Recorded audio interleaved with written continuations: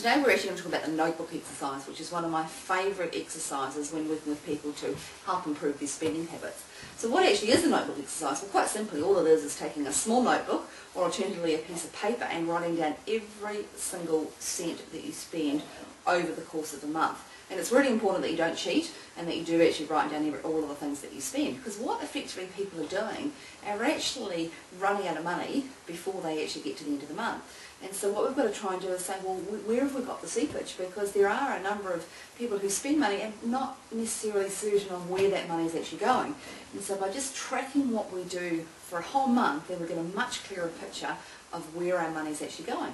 And as an example, when we did the Money Man TV show last year, most of those people don't earn particularly large incomes, but they all said we've got no money. So every single candidate that goes on the show actually fills out a notebook for a month and tracks their expenditure. And what we're finding with the vast majority of them, they're actually spending between $400 and $600 a month more than what they thought they were actually spending.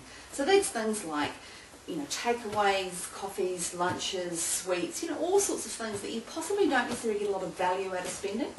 And the notebook exercise is just to sit down and say, am I actually spending my money where I really want to spend it and where I'm getting the most value out of it? And then we can build from there and build a spending plan or a budget and learn to tell our money where we want it to go, not actually get to the end of the month and wonder where on earth it actually went, which is what a lot of people do. An interesting question is, what is the difference between the way a millionaire spends their dollar and the way the average person spends their dollar? And the answer is the average millionaire spends 1 minute longer thinking about the buying decision. Do I really want it? Do I really need it? Can I possibly get better value somewhere else? Because we only unfortunately get to spend our dollars once, and so it's just about sitting down and saying, are we getting the best possible value out of every dollar that we actually spend? And so sitting down at the end of the month and looking through your notebook, you can actually sit down and say, okay, well, am I spending my money wisely? Are there things that I can give up that are not necessarily going to be any issue for me because they're really not that important?